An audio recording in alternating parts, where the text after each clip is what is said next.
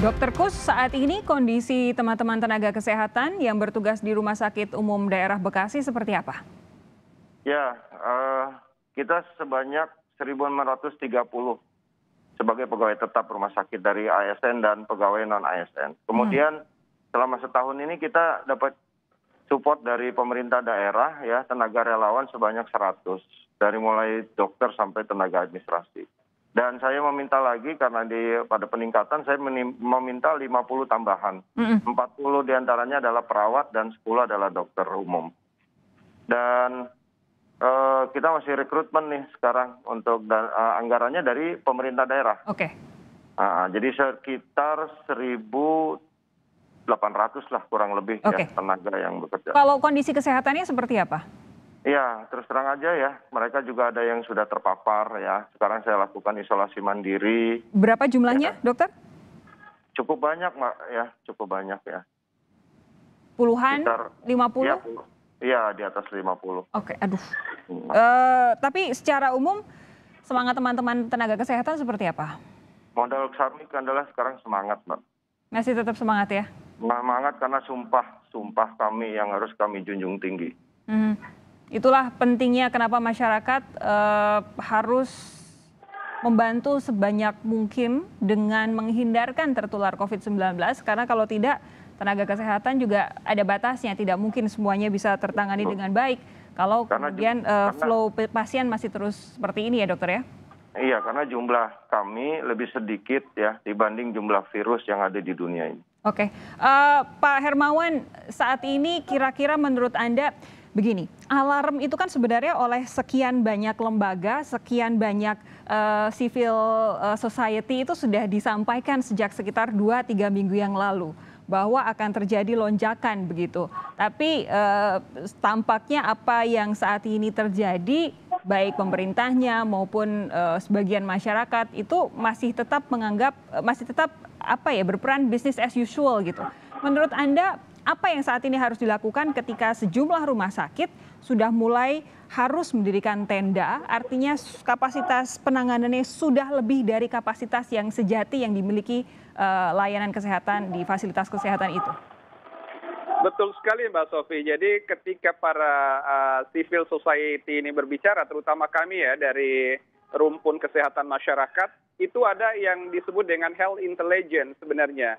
Dengan adanya prediksi dari perspektif epidemiologi, statistical analysis, sebenarnya kita tuh mampu memperkirakan apa yang terjadi di masa datang terkait dengan data dan fakta pandemi COVID ini, sehingga predictable. Nah, apa yang menjadi suara itu sesungguhnya suara kejujuran, suara ketulusan, tinggal apakah diambil menjadi mekanisme pengambilan kebijakan oleh pemerintah, yaitu soal lain berkaitan dengan otoritas. Tetapi sama halnya dengan kita analisis rumah sakit ini ya, daya tahan rumah sakit kita ini sangat terbatas. Yang kita lakukan dengan penambahan tempat tidur dan juga menambah ruang-ruang perawatan ini, sesungguhnya ini sementara. Yang paling penting itu tetap saja hulunya memutus mata rantai COVID. Nah, kembali kepada rumah sakit khususnya di Bekasi ya, terutama rekomendasi untuk Pak Wali Kota melalui Pak Direktur Dr. Kusnanto, ini bahwa perlu tadi yang saya sebut dengan voluntary mechanism, bagaimana menghimpun organisasi-organisasi profesi untuk menyiapkan sumber dayanya, melakukan bakti sosial, kemudian menjadi sukarelawan untuk membantu, baik dari Ikatan Dokter Indonesia, Perhimpunan Perawat Nasional Indonesia, Ikatan Bidan Indonesia, termasuk ahli kesehatan masyarakat, supaya pembagian peran ini mampu betul-betul menopang agar ada kendali dalam transmisi kasus yang masif ini di sana. Tetapi ini juga menjadi contoh saja bahwa di daerah lain, pengurus daerah, pengurus wilayah, semuanya juga kami berharap melakukan hal yang sama. Dan memang kami juga sudah melakukan hal ini sejak dari awal ya, hanya saja upaya ini kan harus kita kampanyekan bersama Mbak Sofi, baik oleh teman-teman media yang paling utama dengan pemerintah. Saya berharap seorang pimpinan pejabat tinggi negara atau bahkan presiden berbicara depan rakyatnya,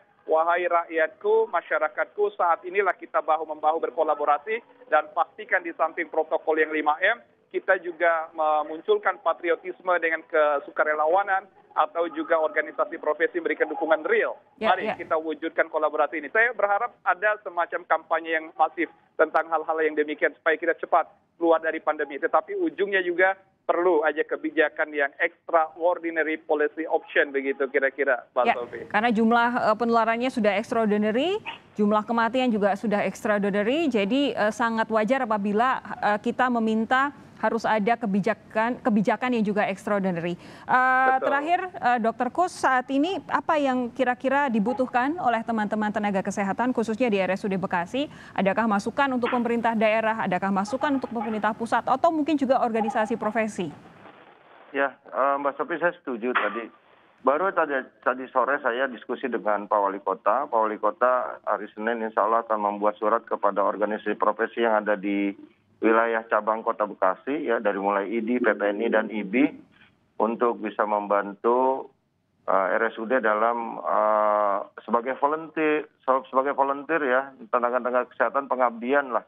Anggap ini adalah sebagai pandemi yang memang harus bahu-membahu kita upayakan supaya juga tingkat kelelahan kami yang ada sekarang bisa tersupport oleh teman-teman yang ada yang baru. Demikian. Oke, karena apalah gunanya tenaga kesehatan yang kelelahan, karena toh nanti pertahanan diri, daya tahan tubuh juga akan turun. Kalau sampai kemudian tertular lagi, terinfeksi lagi, tentu pelayanan kesehatan terhadap masyarakat juga yang terhambat begitu ya. Dan yang paling penting adalah upaya kita bersama-sama, pemerintah terutama dan juga masyarakat, untuk memotong mata rantai penularan COVID-19. Dr. Kus, terima kasih. Pak Hermawan, terima kasih. Semoga sehat terus, terutama Dr. Kus ya. Salam untuk teman-teman, semoga tetap semangat untuk membantu masyarakat. Kita jumpa lagi lain waktu, terima kasih. Terima kasih, sehat selalu.